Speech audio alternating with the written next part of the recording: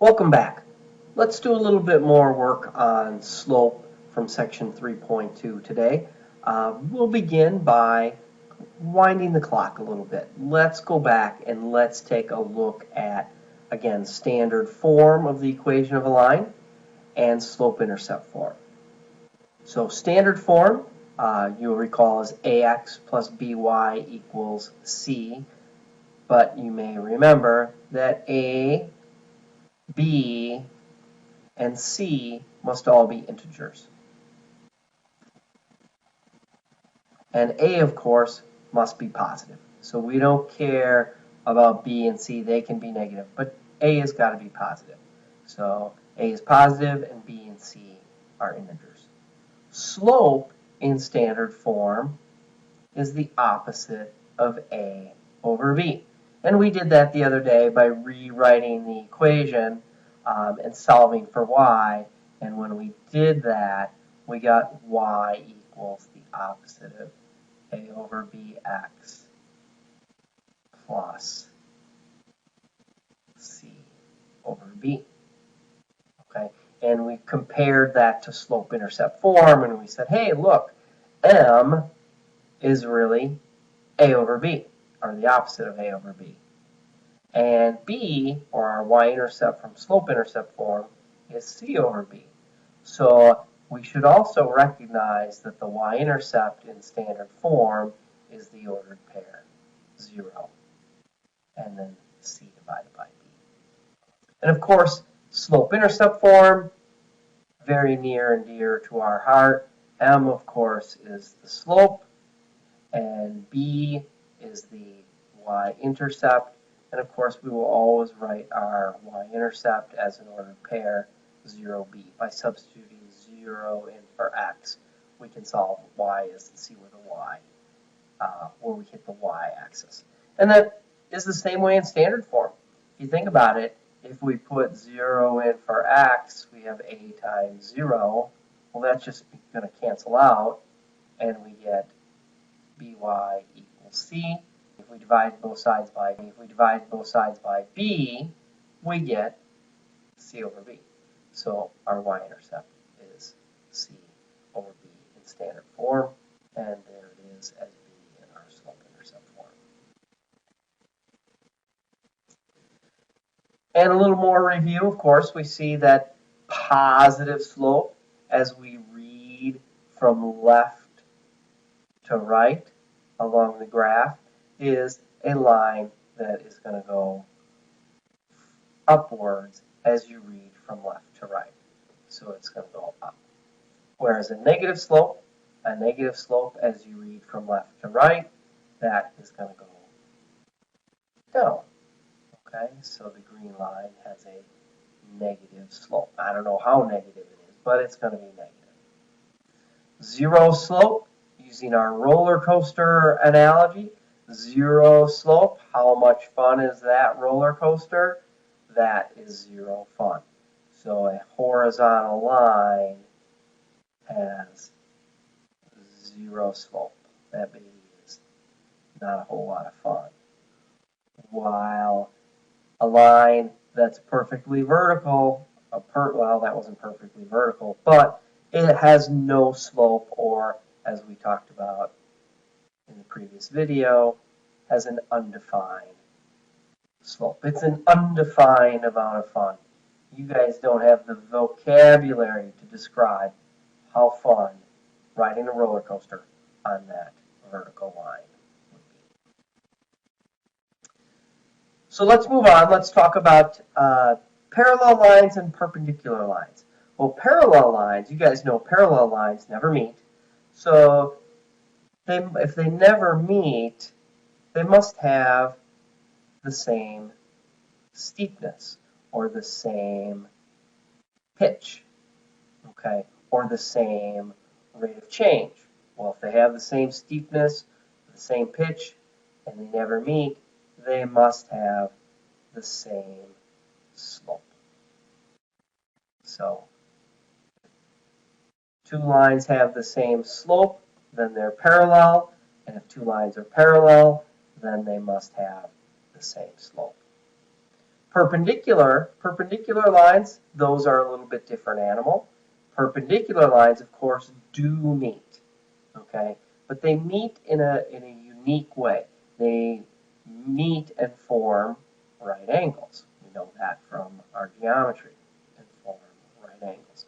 And we can use the symbol like that for perpendicular, okay? Or you might recall that right angle box that we did in geometry as well, showing that, oh, those are right angles, they're perpendicular. Well, obviously they have different slopes. In fact, perpendicular lines, one line is going to have a positive slope and one is going to have negative. For the most part, that's how that's going to work. So their signs are opposites, but their slopes are different too. For perpendicular, we want to look for opposite reciprocal slopes. So the opposite reciprocal. So opposite refers to the sign, positive or negative, and reciprocal refers to the fraction. Okay, and we know that reciprocals, we flip the fraction. So the fraction has got to be flipped. So perpendicular lines, if we have lines with a couple of slopes, okay, so if one line has a slope of 7/4, the slope of the perpendicular line must equal -4/7. They have opposite signs, one is positive and one is negative, and we flip the fraction. 7/4, okay, becomes 4/7. So if one line had a slope of 2, the slope of the perpendicular line would be -1/2.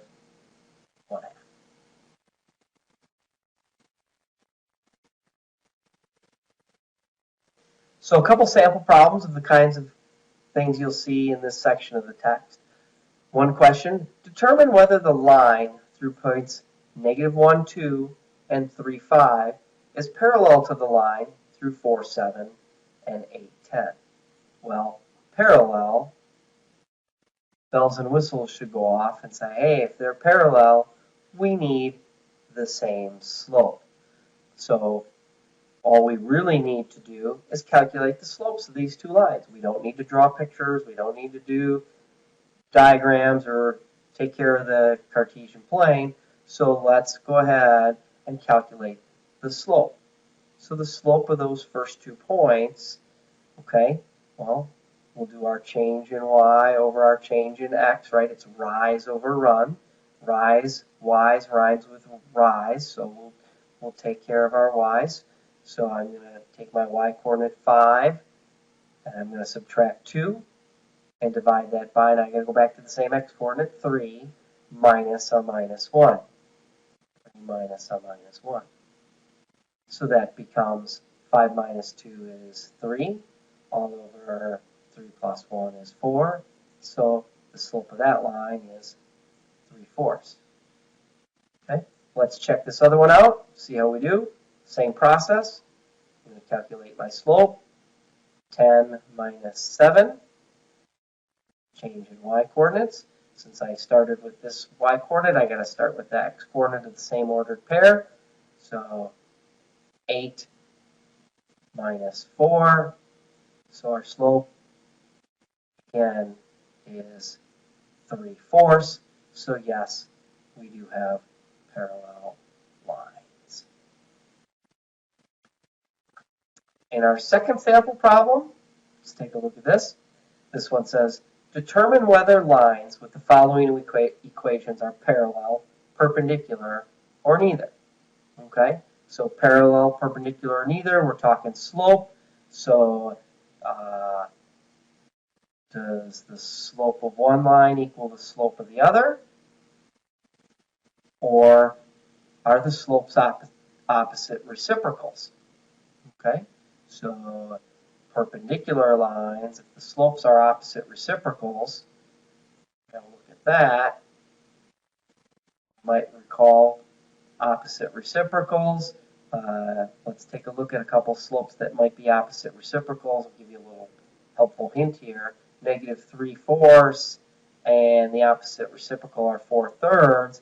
If we multiply those two together, we get -1.